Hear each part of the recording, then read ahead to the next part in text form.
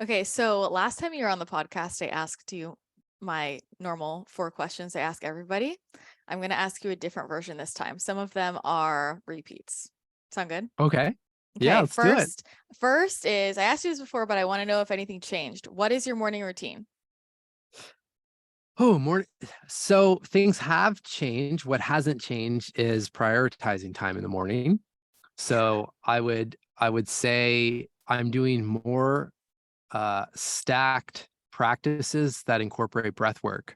So this morning, for example, I did and I either do it myself and do like a Wim Hof style sequence for breath work, or I use Othership, which is the app that I've been pretty obsessed with. And there was a 15-minute guided gratitude flow that had the prompts. So for me, that incorporates the journaling then, and the prompts are asked during the breath holds.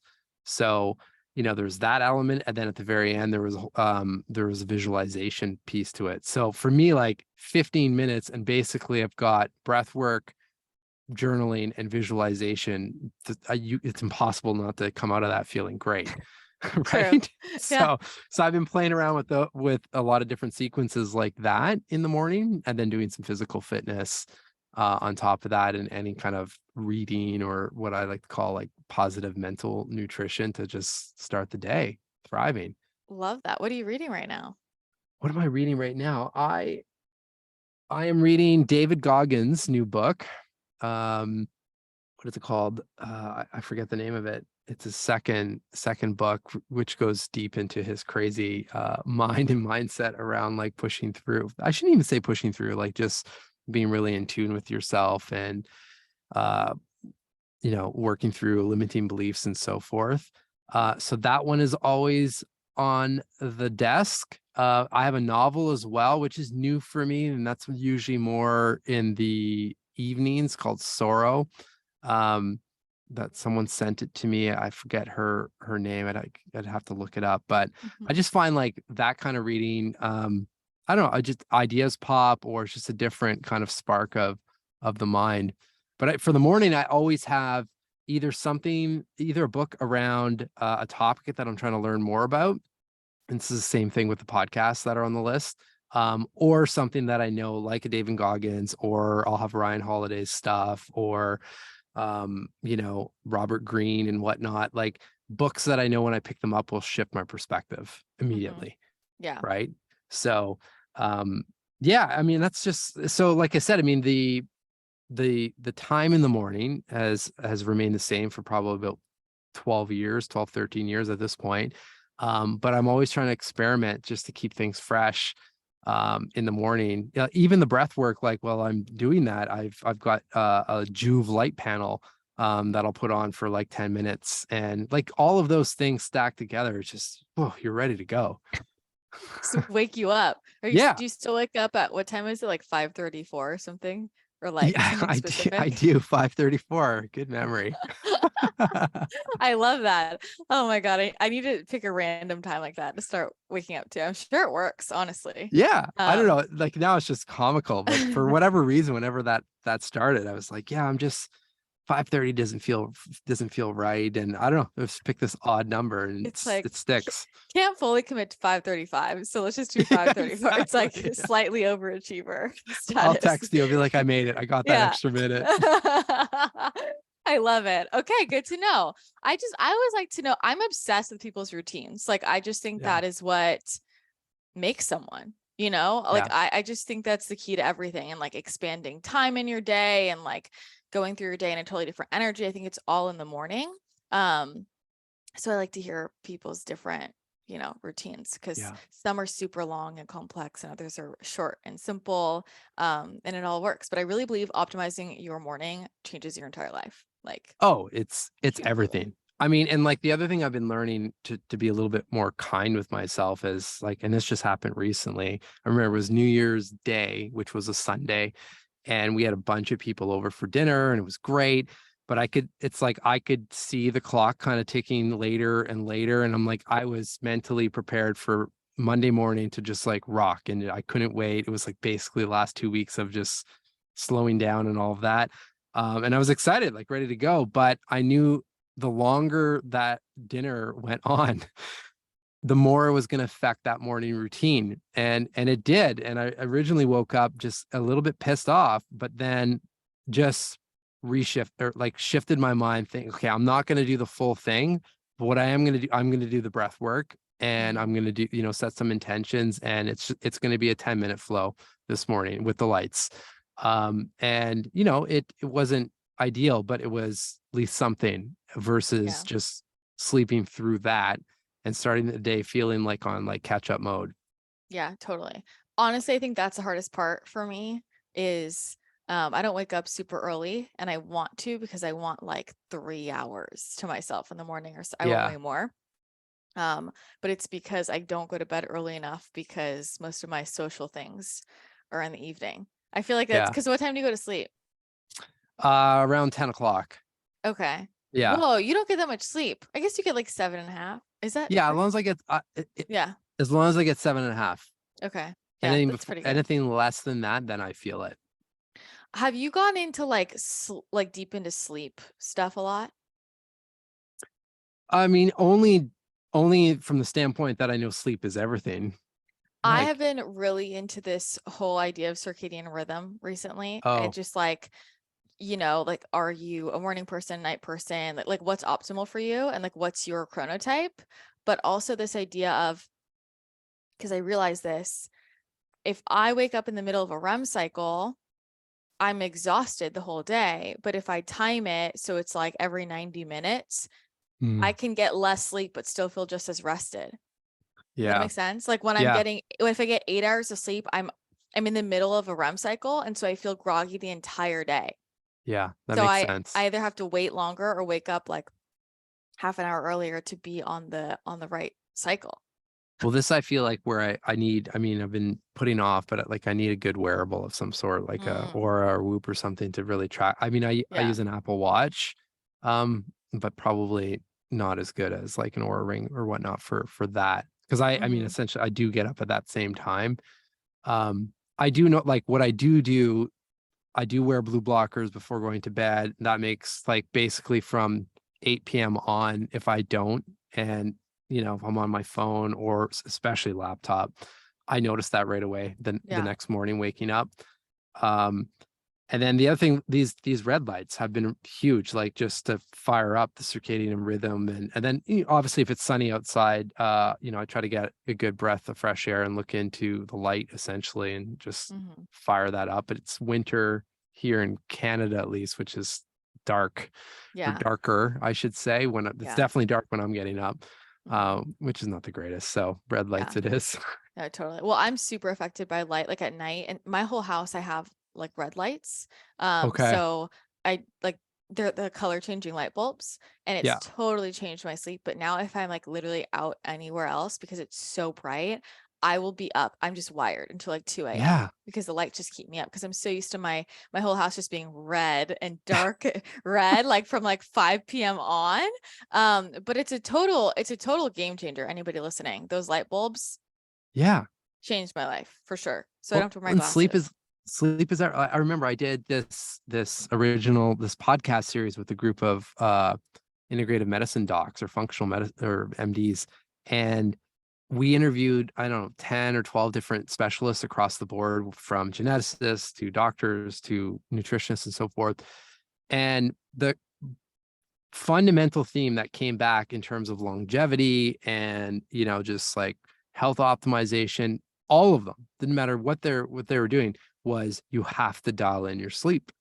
This Hmm. just affects everything, right? Like it affects your mood, everything, your energy levels. So for everyone listening, like if there's one thing to put some focus on, is just making sure that you're getting good enough and quality sleep. Yeah, but I think the question is like what it's like dialing in your sleep, yes. But I think that it's like, how do you even know what that looks like? Right. Because that's where with the chronotype thing is it's so interesting because some people are meant to be Yeah. genetically night owls, you know, or a Yeah. It's morning like person. 25% or something, right? Like it's not a low Yeah. percentage. Yeah. So it's like you're not, so you could be going to bed at 10, waking up at 5:30 and thinking you're just like on your game. But if you're designed to be a night person, it's not going to be good for your body. You're probably going to feel like tired all the time, you know? Yeah. Um, which I think is really fascinating, or just like how many hours do we need? I feel like a lot of people get like 6 to 7 hours of sleep. And I was reading, I don't know, I was reading, because I've been reading a lot about sleep recently, and somebody was saying that, 8 hours is the thing that most of us are taught. Oh, try and get 8 hours of sleep. But this sleep scientist, this is just one person's idea, right? But he was saying actually, like, most people need 8.5 to 9. Like that 8 should actually be like 9 hours of sleep.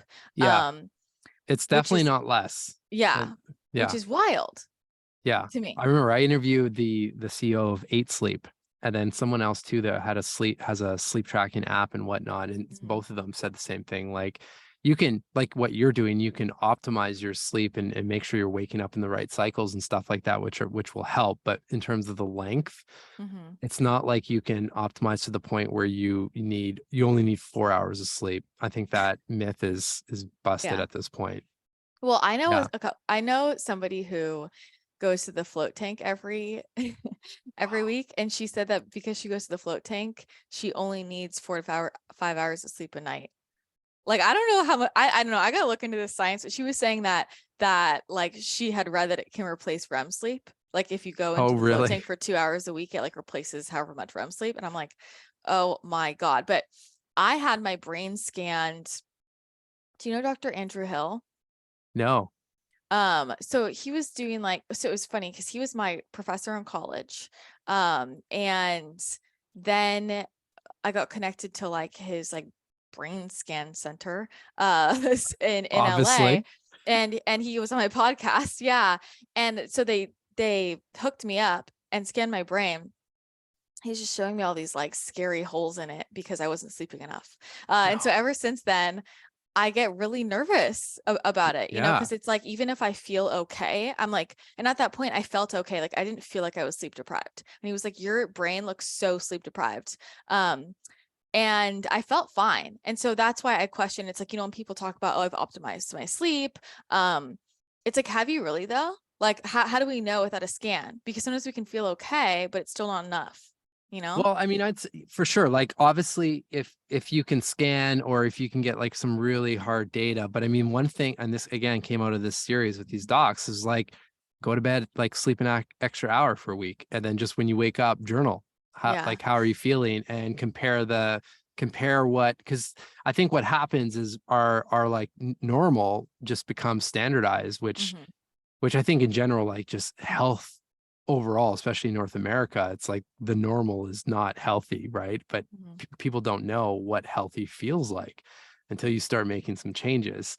And then you're like, oh wow, like yeah, my body does move better, and my moods, at another level, and so forth. So yeah, I don't know. I mean, I think again, coming back to just, I don't know if we talked about that before you hit record, but just being curious. Hmm. Like, I don't know, like I can't say that the float tank thing doesn't happen, but I'm interested in looking that up, I know, right? me Like, too. try it out. I mean, what do you have to lose? Plus, you're gonna feel great in the tank. I've done that a couple times. Oh yeah. Did you try the experiment of sleeping an extra hour? I tried, I think I tried 30 minutes just to get to that full 8 hours for me, and I didn't notice a difference. But Hmm. I do notice a difference going the reverse, Okay. just in the 30-minute chunk. If I get anywhere between 7 and 7.5, I definitely wake up feeling groggy and have low energy in the day, maybe even a headache. And it's not as, so I've kind of tweaked around or played around in that range. Hmm. But I'm feeling pretty good. I mean, what I've the blue blockers have made a huge difference. And then also just trying to not be in like thinking mode right before going to sleep. Like that's why I have that novel as well. Just to like just relax the mind. And I'll do some journaling as well. Just like, what are the wins for the day, and what am I excited about? Like just like lower level kind of cognitive processes so that I can go to Hmm. bed and ideally just fall asleep. Yeah, I have been recently making a list of all of the things I accomplished during the day, Mm. like writing it down, which I didn't used to do, but I just found as the to-do list gets longer, I was just starting to feel like I was just always behind and Yeah. feeling like, oh, I did nothing today, you know, and I was like telling Yeah. myself that story. And I did do a lot of things. I just often wasn't doing the things that maybe I planned. But then, you know, stuff comes up, priorities have to kind of shift. So then I started writing down like everything I did accomplish that day. So my brain is like, oh, look, It's you did do some things. totally. It's funny you say that, as I did the same thing. I need to restart it because it was, for whatever even reason I stopped. So my desk has like a glass top, and I bought erasable markers, and I just started listing out the wins as they were happening throughout the Mm-hmm. day, kind of what you're saying. And like, but there's something about seeing that right in front of you and Yeah. seeing the list grow throughout the day that is different than journaling, you know, what you're grateful for, the wins at the end of the day, for example. I Mm-hmm. think it's that like progressive, like seeing the list grow and like, shit, like there's some like good things happening today. Whereas had you not done that, you're like, you know, I don't know about today. It was okay. It was mediocre, but like, shit, look at this. Like this Yeah. is good things, right? Yeah. I love that tip. I'm going to start doing that, writing my wins. I don't have a glass top, but I'll just write a list because it does make a huge difference for Yeah. sure. Well, but just Um, making sure that list is like visible. yeah, I right think in front that's of the you. key. Yeah. Yeah, 100%. 100%. Okay, so what else, what do you feel like are the things that help you the most with like mental clarity and focus? Consistent check-ins. Hmm. And with prompts like, you know, like what's in play, like when I feel like my mind is starting to loop in anxious thoughts or whatever, I'm starting to question like, okay, am I doing the right thing, or are there enough opportunities in the works, blah blah blah. I just, I find I have to just pause and I have to see it. And that's, I'll for sure journal, you know, pen to paper in that capacity, and just like, hey, these are the things that I'm currently working on. These are the people, the relationships, and the people are always the biggest one for me. Like these are the relationships I'm focusing on. And then when I see it, it's like, okay, you know what? It, it's like you're zooming up, right? Like 30, 40,000 feet, and things slow down a bit, and like, okay, there's actually a lot going on that's good, and you can like shift things around a little bit so it feels more organized, um in your mind and whatnot. And then usually from that place be like, okay, well, tomorrow then these are the steps that Mhm. I need to take, or if I already have, typically I have a plan in place already, but like these are the adjustments that need to be made. I think that's the big thing, is like, especially, you know, we're talking about like New Year's and stuff like that. And you put these plans together and they're great, but the check-ins and the adjustments, or the like the micro course corrections, are probably even more important than the original plan in the first place. Um, and like, you just need that time, like Mhm. time to just still the mind, right? Mhm. So, do you have like 20 different notebooks on your desk, or like how do you do all that? I feel like your answer with everything is like a journal about it. And I'm thinking like, because I know for me, I have literally three right here. Look, this is Yeah. just on my desk. You should look next to my bed. You should look downstairs, you know, because I have to have like 10 notebooks around me because I like to organize different things. I have like a big idea, like big visionary things where I want to map things out. I have like today's to-do list. I have like weekly things. I have like my journal where I'm like processing things or reflecting. Like, Yeah. so I'm a psycho like that. What is your process like? So I mean, we're a bit similar. Surprise, surprise. I do have like the bigger journal notebook, which is like the ideation one, and like draw things out. But I do have to say, I've gotten, I don't want to say better because I don't think there's a good or bad in this, but I've adopted the mentality that the practice is more important than where the information is being stored. So I do have you know, a physical journal that is like the regular kind of the morning or evening stuff. I also use Day One as an app, and as a digital journal, and sometimes on my iPad I'll write in that.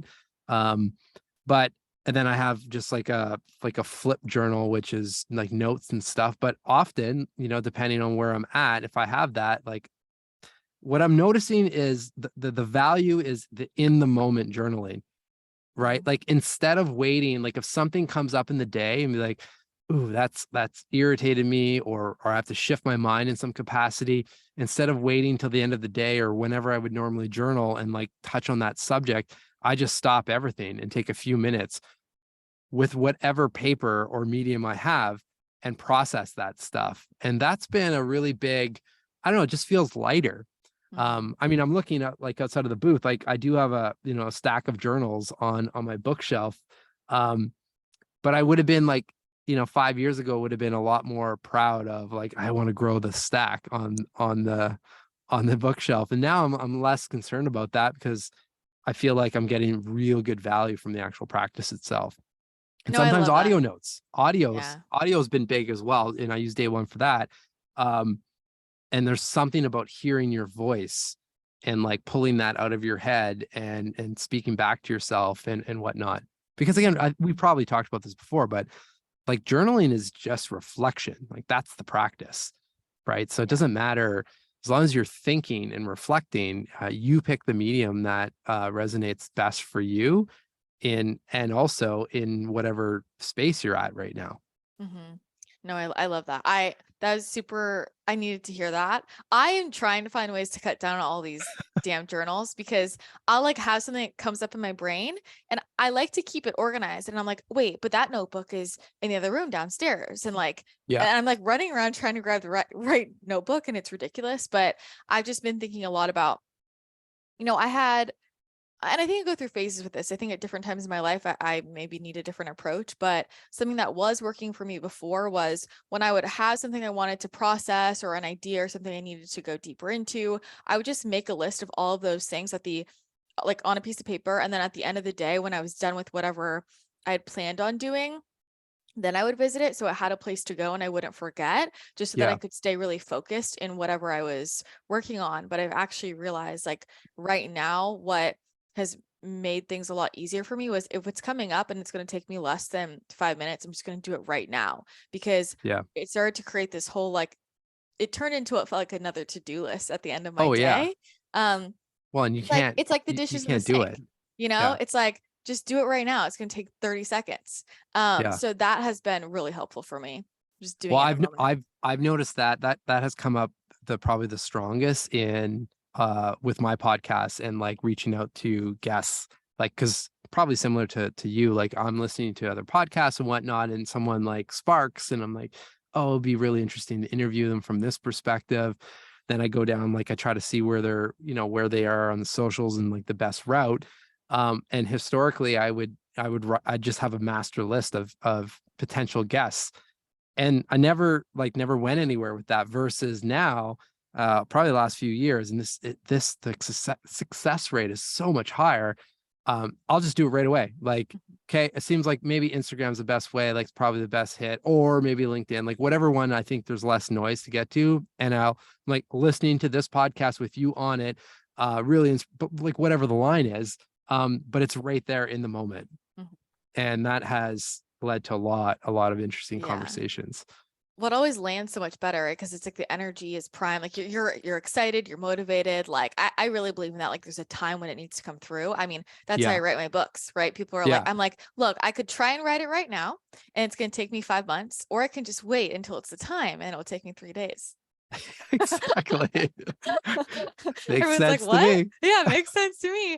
Well, okay, I wanted to talk to you about podcasting. Mm. Because how long have you been podcasting for now? 6 years. Nice. Yeah. Yeah. So a while, a long time.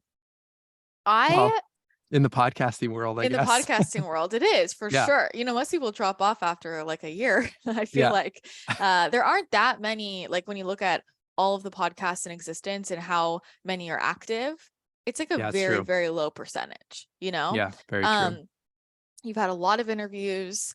You've been doing this for a long time. And I think that's it. Like, I think the podcasting space is so unique.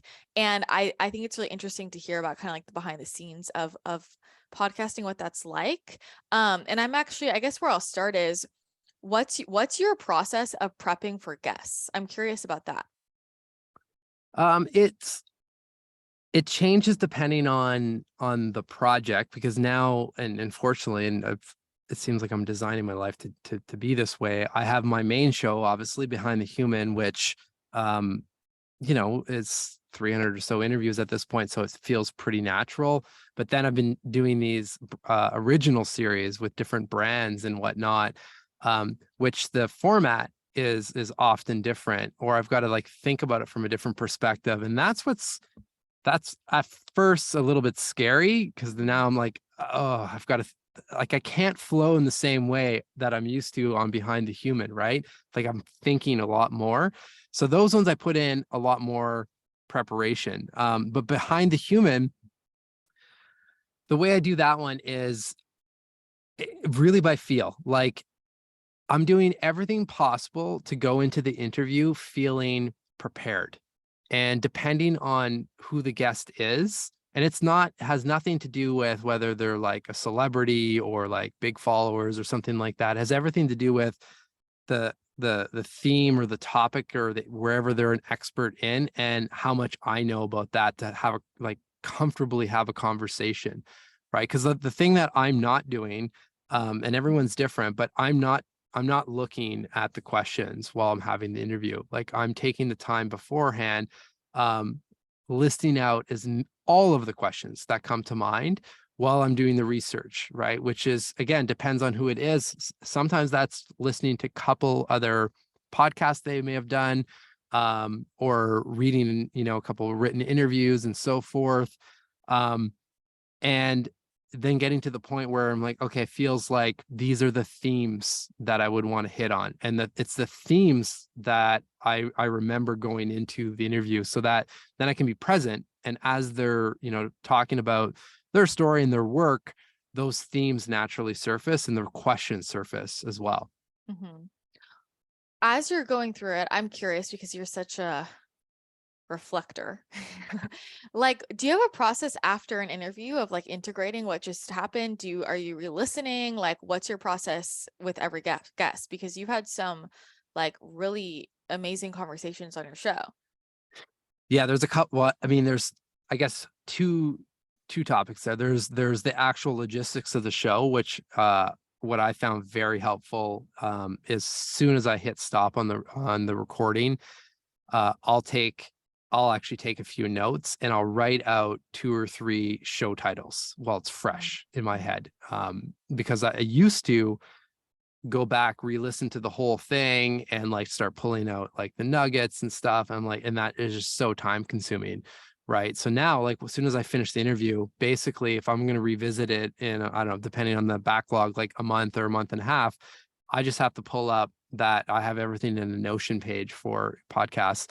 I just have to pull up that page, and, my audio guy sends me the file, and away we go. Like everything's there. What I implement typically is when a guest leaves a powerful question. And I think you've interviewed this guy as well. I can see his face now. Who's Jamie Wheel? No, Have I you interviewed haven't. Jamie? No, okay. I No. thought, or Should Stephen I? Kotler? No. Flow Research. I thought for sure you interviewed. So Jamie Wheel was part of the Flow Research Collective, so like flow states and all of that. And I'll never forget, like, he was one of the first that left the question, and there's been many since, but left the question that really, like, wow, never really thought about that. And his question was like, what are you pretending not to know? And I wrote that down, and for me to integrate it, then typically either as soon as that interview is done, I'll actually journal on that prompt, or for sure the next morning it's integrated into that morning flow. And then then I just use them. I continue. And I collect all the questions that come out of those interviews, and have thousands of them at this point, but I can't remember that, obviously. So the ones that really pop in the interview, I'll write them down, and I'll just apply them into my own flow. Yeah. I love that question. It's the best question. Yeah. What have there been any interviews that you feel like surprised you the most? I mean, the theme that comes up that surprises me is, it doesn't matter. Like, usually this happens with like Olympic athletes or some of the billionaires, like thinking that they're doing something so outrageous to be at that level of success, or that level of, like, just I don't want to say, Performance. Yeah. performance. Yeah. And just thinking back, like, when I'm this, because I'm asking those questions, like, especially with Olympic athletes, like, hey, well, what is it? Like, what's your flow? Like, what are you doing to keep your mind so dialed in and so focused to these objectives? And they'll say, yeah, I write on Post-it notes, and like, I have my goal on the fridge. wow, that's really Olympic level. I mean, like any of us can do it. So I'm always surprised. I don't know, I shouldn't be at this point, but and I love it because this is what for me what mental fitness is. Um, it's just they have these reminders throughout the day, all the time, just reminding them of why they're doing these things and so forth. And it makes sense when you think about all of the reminders that we're getting that are not in line with the life and that we're trying to design or we're trying to live, right? Like especially with health and so forth, right? Like anytime you're like put onto autopilot or just walk into a grocery store or supermarket, I mean, you're not coming out, with the healthy items if you're just Mm-hmm. unintentionally walking through, right? And it's the same thing as like with the news and social media and all that. So I like that, you know, we, they're doing these really interesting things, but they're using very simple Yeah. practices, but that are consistent. And Yeah. that I think is the key. Totally. And it is so true. It's like so much of it is just, are you doing the things, right? Like Yeah. we know the things and they're simple, but most people just don't do them for Yeah. whatever reason, whether we think it's too simple, it won't work, or, we have all these stories in our head that we're getting caught up in, but a lot of it is just not doing the simple things. But I do also think there's like a resonance, which really, I guess, in regular person language, who's not Christina, it would be like personality traits. Like, Sure. like not everybody's going to be an Olympic athlete, right? No, Not everybody's going to be a best-selling author, right? And I think part of it is like, what's your desire? totally. I think also there are personality traits that go along with it, which I think personality can change for sure. And you can like become more of the personality type of the person who's getting it done, whatever it is. And so I guess my question is, what kind of personality traits do you see coming up in a lot of these people that you're observing? It's a good question. I mean, the theme that comes up most often is I'm trying to think of the right words, like something around the idea of like they're reflective. Like they do take time to have stillness of some capacity in their day. And like we've seen this a lot with different people that are profile where like they'll read, for the whole morning in some capacity, or in some cases. But I noticed that it doesn't have to be that huge extended period of time, but that there are built-in moments throughout the day consistently where there is 10 or 15 minutes to just think Mm. and not rush into decisions or not rush into whatever is happening, and taking time to again check in with themselves to course correct. Because that's the I guess the biggest thing that I've noticed is that any of these individuals are like they're very goal oriented and they've set a path, and they've answered the questions of like who am I now and who am I striving to become. They're clear on those kind of goalposts, but then most importantly they're checking in all the time so that they don't fall onto some sort of default path or autopilot that the majority of people do, right? And then all of a sudden that's when you get stuck and you're like, how did I get here? Like I climbed the wrong mountain. Like how did that all happen?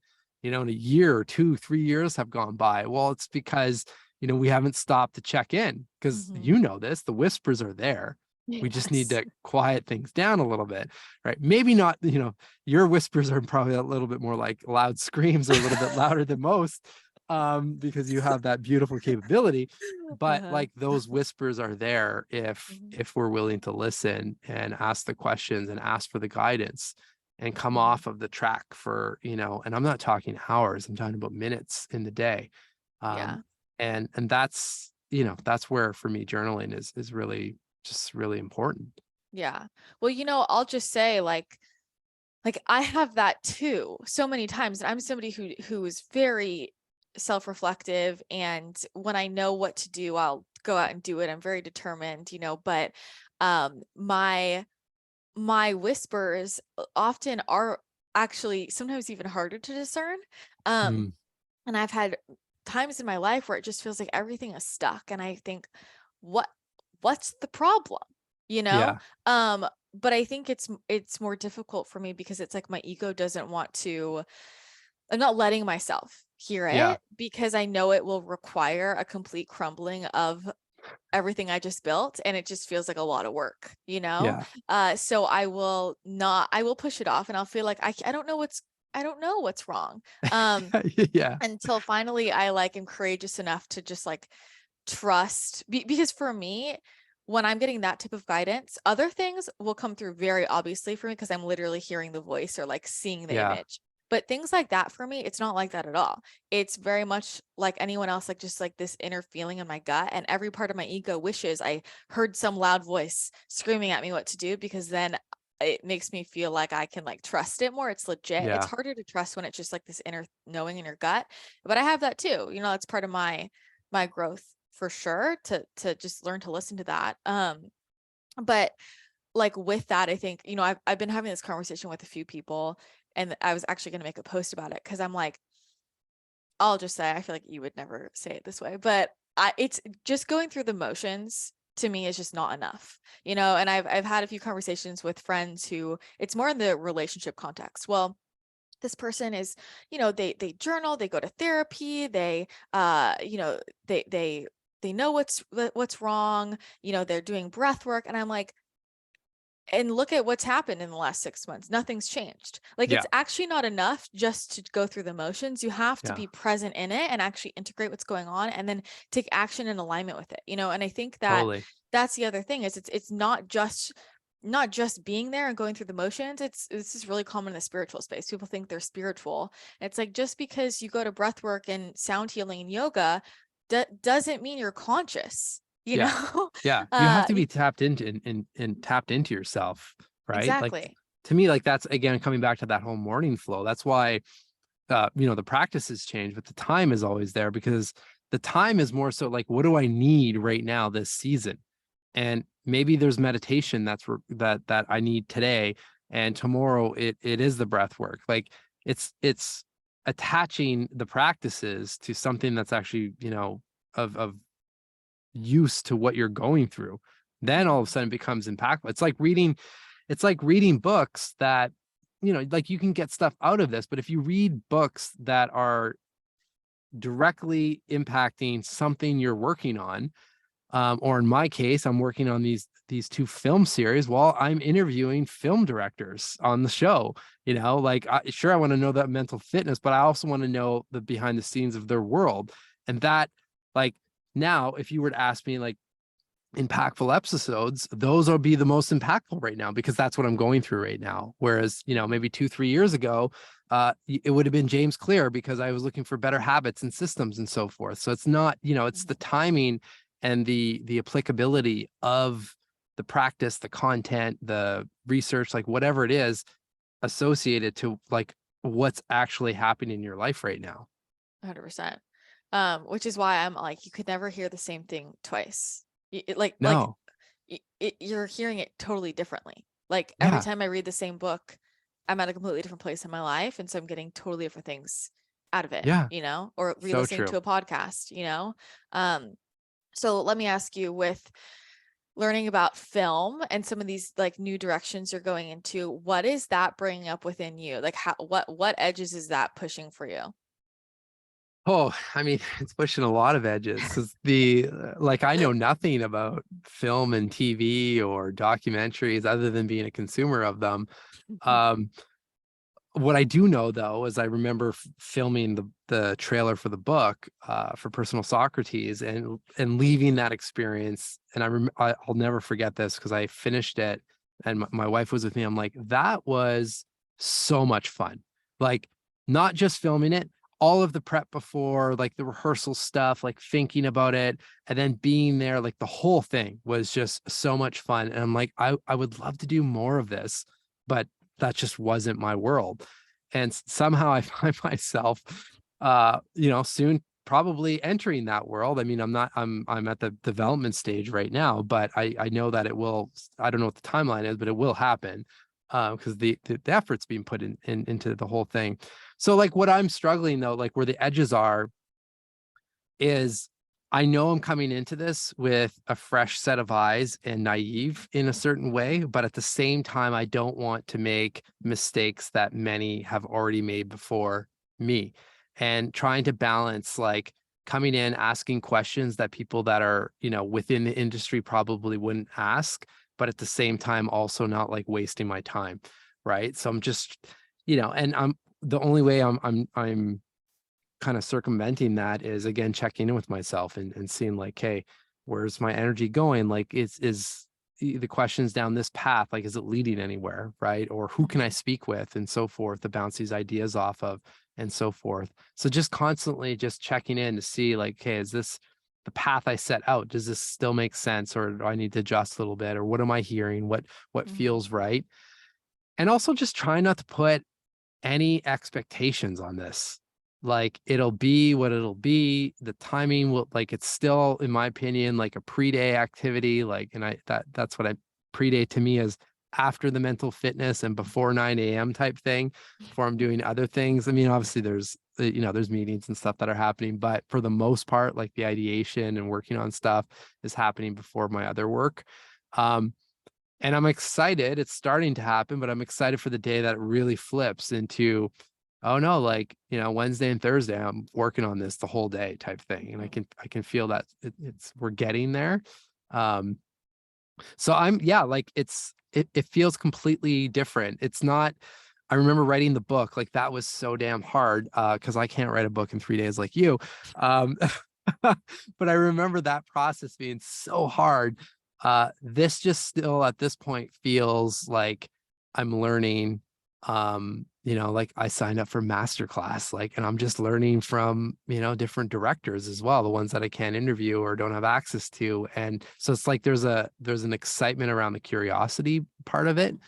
And then also seeing like, oh wow, because there's literally the one film concept is how it all started, and pitching it and talking to different people. Now there's a second one. So there's two films in the same um stage, this development stage, but they're like the paths are completely different, Mhm. which I'm learning like there's a million different ways to do this. And it's so interesting because I'm like, okay, well, so this one's going through this production house, this one's going through the talent side, like, and Mhm. so now I'm learning from both, which is so fun. Yeah. So Are you allowed to say like what they're about or no? I think so. We'll see. Maybe not. At this point, like nothing signed or anything like that. The original concept was I was starting to prepare the second book in under like the personal Socrates kind of flavor for anyone that hasn't or not aware of that book. Really, it's a book of short chapters and profiles of people alive today and people that have passed, like Maya Angelou and Picasso and Kobe Bryant and stuff like that. And it's all about unpacking their mental fitness and the prompts that we can then apply to our lives to, adjust and course correct and stuff like that. So I started to think about like the book is resonating and I'm getting good feedback. And the thing that comes up over and over again is, even though, I'm reading a chapter on like Picasso and I can't see myself as like this legendary painter, it is relatable with the prompts and how like, and that's my job obviously as the writer. So I started to think of like, well, how can I reach more people and have more impact through people that have that reach and that attention, and like that will open the door in the conversation. But what I really want is the transformation on the other side for people. So I started to think about musicians. So I'm like, we all have these songs. Like any one of us, we put a certain song on, we can completely shift our state instantly, right? Like we have that. And same thing with, you can say the same thing with different art or actors and so forth. So I was going down that path of let's write a book profiling, different musicians that anyone would know and under the same format. And after I wrote a book back summary, like a mock book back summary, threw in some fake quotes from like Vanity Fair and Rolling Stone magazine and stuff, just like this is going to be the flavor. And kind of shopped it around with some friends and family, and everyone said the same thing. So it'd be a really interesting book, but I feel like this would be a really good like film series of some sort. And then that's when that moment of filming the book trailer came rushing back so fast. And that it was like, yes, absolutely. This is like the sign of, I don't know what I'm doing, but I know that I liked this, and I'm getting a bit of validation on that this could be something, and just started to put together a plan of what this was like. Literally, like, again, even just like the naive eyes, like there's like in the film world, they call them these film Bibles or TV Bibles, which is basically a pitch deck. But like just learning all this language, I'm like, no, I've got a book back summary, and then I'm gonna add on to that in terms of like what you need to fill in the gaps for like a film series or whatever it is, and just run with it. So yeah, so that's the main one. And the other one kind of came off of that, more in the retreat space and profiling like what's happening out in nature with different companies and how company culture is really shifting. People are prioritizing well-being, and how that's how that can change over time. So that one's in another flow of development. I love it. I'm super excited. I feel like this is the perfect example of like finding alignment. You know how you were saying like the book felt hard. But Yeah, then I mean, when you're filming that book trailer and had so much fun, for you to realize like a lot of people would not think that was fun. A yeah, lot no, of for people sure. would hate it, right? So Yeah, like that tells you something about like, oh, I like this is for me, you know? yeah, So I feel like it's cool to see you like follow that alignment, and like I just think it's like it goes back to like what's easier, yeah. because it's more exciting. But my question is like, you have this big idea like that. What do you do with it? I talk to people. You just talk to everybody Yeah, that you I know. talk to everyone that I know first to Mm-hmm. see, and I do everything possible to be present to see like what are the real reactions. Like I learned this when I had the journaling app, like, and this was part of the downfall of that app. Um, I fell for our own hype. Like we had a lot of people saying good things, a lot of brand write-ups and media and stuff, to the point where, as you know, it reached almost 90 million people, but the business didn't work. So, that was one of the big lessons, was like, don't fall for the hype, make sure that the fundamental idea, and in that case, the business model was in check. So in this case, I was, at least for the first few months, really just looking to see, is there a valid concept here that is worth going further and exploring and putting energy into it. And I felt, validated enough by people either I knew well, or as well as people I have no relationship with, that have no reason to, blow smoke my way. Um, and, it seems like it is at this point. Now it's trying to understand, okay, who needs to be involved in a project like this? Like it's just one step at a time. Like everything's in a Notion page right now as a kind of a pitch. It looks different and whatnot. Does it have to go into a slide deck of a Bible of whatever they call it? In some cases, yes. In some cases, no.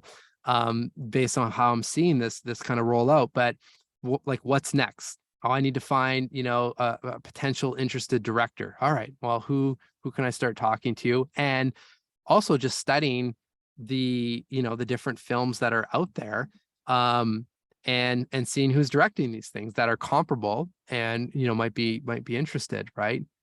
And I'm leveraging the podcast as well, like not Yeah. not for everyone, because it's not, I don't want to jeopardize the show and all of a sudden it becomes like a film Mhm. a one-on-one film interview podcast, but like bring on a few people that I want to show what's possible with mental fitness, so they can then see, oh, I see what you're saying in terms of like what's possible if we do this in a film series style, because I just Mhm. went through it with you on the show.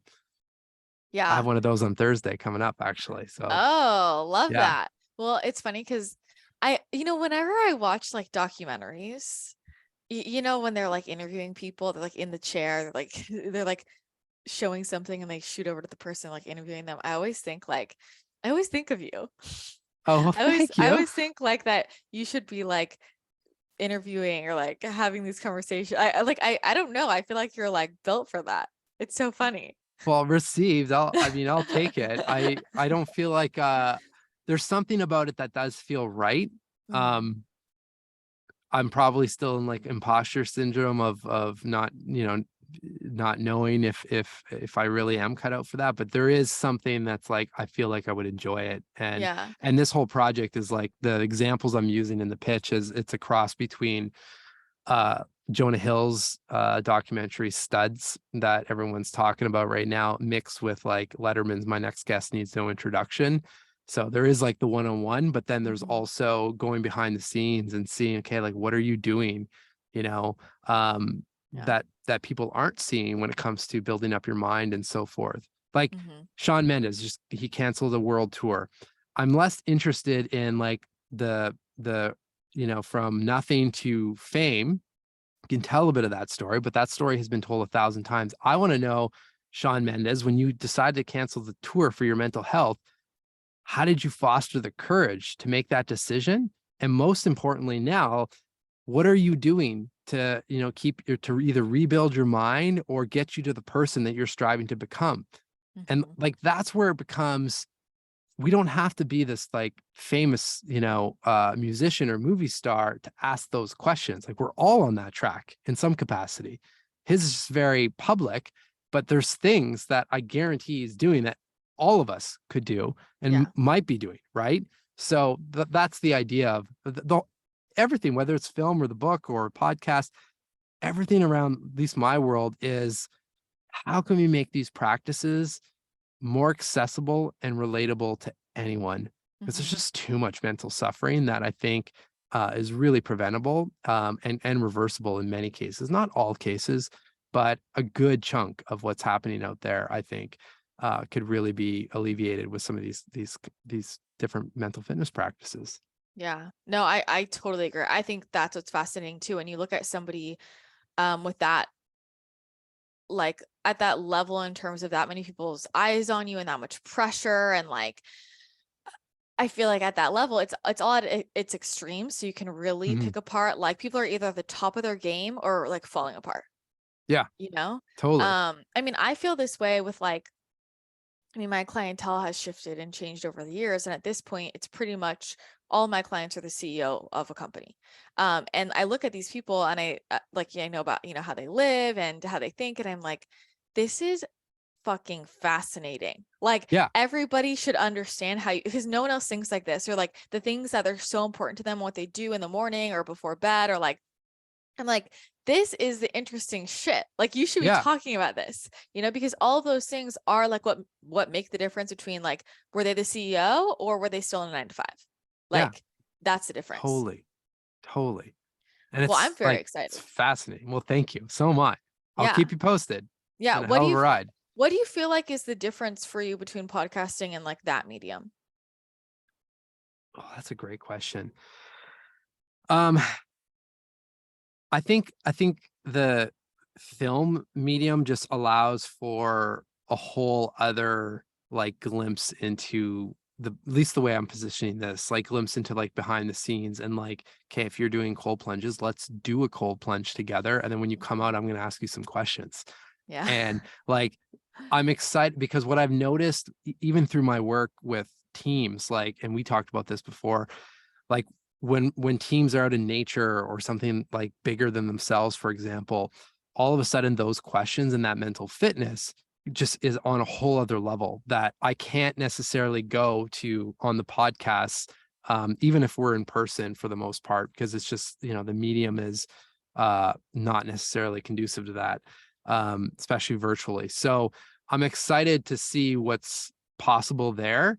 Um, the one-to-one interview part, like at least on that side, I'm quite comfortable given the amount of interviews, and I'm confident that the right questions will surface to actually create some change. And what I'm excited about is the unexpected change that those subjects may experience while we're filming it. That's the ultimate goal, is not only to have like viewers to leave with tools and questions to think about, but also the actual subject being profiled, like, oh, I never thought about that. Yeah. And to do that, I need the environment to create that safety and that comfort to be able to go there and surface like not the answers that you're going to get from People magazine or like the standard kind of celebrity interview setup, right? Like let's go behind, I mean, behind the human. We'll see what the actual series is called. I mean, that's the podcast, obviously, but let's go behind the human and use Mhm. questions and mental fitness to do so. Yeah. I love that. This stuff makes me so excited. So I'm gonna be so excited to see it come to life. And I guess, my last question with this is, are there any practices, and it could be mental fitness, but it could be any practice in general that has surprised you that somebody has attributed to being part of their success? It could be like their mental, physical wellness, something that you're like, whoa, I never would have thought of doing that. Oh, I mean, there have been so many because Mhm. like if I think of my own toolkit of mental fitness, it's just it's this massive box of options, and it's Mhm. all because of the podcast. Whereas like I started in this stuff literally just journaling and doing Yeah. physical exercise. Um, Something that, I think probably relate with your audience as well is just, and I'm like at the surface of this, but just like marrying up the journaling and the practices with like natural moon cycles and all of that. And I do like even the last one we just went, like I don't even know the names, but the last like I do know the day before the last full moon, I was like, wow, there's like something completely off here. And I'm like, Mhm. oh yeah, we're going through some sort of like lunar shift or cycle. Like I'm probably using all the wrong Yeah. language. But all I know, at least at this point, I'm Mhm. like, I'll tap into the journaling, set some intentions, and it just feels so much better. Yeah. And there have been a few people on the show that have talked about that. And, at that time, I knew nothing about that space. So again, the Mhm. curiosity sparked, and it was Jill Winterstein from Spirit Daughter that initially um, got me going on that realm. Um, the other stuff I think is the stacking of the practices and like looking like shifting perspective from I'm going to do this one thing or I'm going to meditate or whatever versus how can I incorporate any of these practices into other things I'm already doing that doesn't feel like I have to get up earlier or extend the day or anything like that. And I credit that, like I shared that journaling example of like in the moment stuff, like that's all coming from this idea of integration. And I Mhm. feel like that is a theme that I get asked about the most, even in the psychedelic space, like people going through different trips and stuff. It's like the questions I always get is after, like, how do you integrate this like newfound clarity and all of this, insight and whatnot? Like that's where, even the mental fitness and corporate space, like people are talking about the practices, people know that this stuff is important. I think where the next phase is or where there's an opportunity is like, how do we actually implement and integrate any of this stuff in a way that doesn't feel forced or doesn't feel like this massive shift and is more like it's attainable, right? Yeah. So I think like that's probably the thing that strikes me the most, and also happens to be the element that I love the most about doing this kind of work. Yeah. Well, that's the thing. It's like you get results when you take action because you've integrated it, right? Going back to like Yeah, not just going through the motions, like what are you changing then to create transformation in your life, And I think that is the area that most people need the most support in, and just kind of examples of like what does that really look like? yeah, I feel like I was thinking about this morning. I was like, I think, but I was thinking about it in a kind of a different context. Like, there's just like a lot of thinking about things and yeah, not enough doing. yeah. Oh yeah, like, and I catch myself because like by training, and I guess my default mode is like strategist, Mhm. and so I often be like, okay, it's time to like stop thinking about this and like drawing another thing in the idea notebook, and Mhm. actually, okay, like what are the steps, to Yeah. take one conversation, one email, one message. So, just taking a look, and like I do this with the calendar, just making sure that, all right, is there a good balance of thought process or thinking about a new project versus actually in my case, like reaching out to different people, meeting different people. setting up some conversations and so forth. And, again, just the constant check-ins. Yeah. I love that. I did like a year ahead planning session with people in my membership. And part of it was, a ton of journal prompts. And there's this is the one question that I love the most. What are the conscious steps to shape my desired destiny? Mm, so well worded. I love that question. Because it's Yeah. like not even just like my desired destiny, like where do I want to end up? Yeah. You know? Yeah. Um, yeah, and and when I asked myself that question, I got real clear and I thought, whoa, haven't been doing that, but I Yeah. think that question for me just felt really in alignment with what we were just talking about of like, what am I going to actually do to step into this instead of just thinking about it? So good. So Yeah. good. I am hoping that when you land over here and we meet up eventually, that it will be over a full moon or a new moon. And I'm going to take you through a full moon or new moon ceremony. Oh, I can't wait. You would love it. You would love it. So let's just set that intention that the timing Yes. aligns with the moon. Yes. I mean, I know I will be out your way more this Mhm. this year, so I can't wait. We for sure have to Good. do We that. have to do Yeah. that. Well, for everyone listening, let them know how they can connect further with you, dive deeper into all of the mental fitness practices, and learn about what you're doing next. Thank you. I mean, the easiest place is just behindthehuman.com.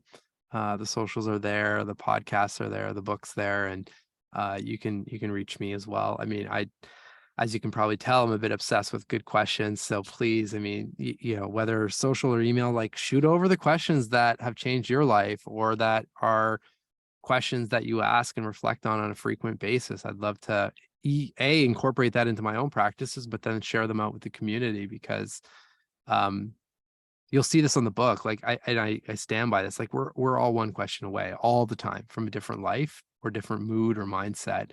So let's just share those out and have some, nice ripple effect and help more people together. Yes, let's do it. Let's do it. All right, we will put all of the links in the show notes so you guys can check it out. And thank you again so much, Marc, for coming on the podcast. Always a pleasure. Right back at you. Like you can see I'm smiling. I'm so energized after speaking with you. Thank you. Same.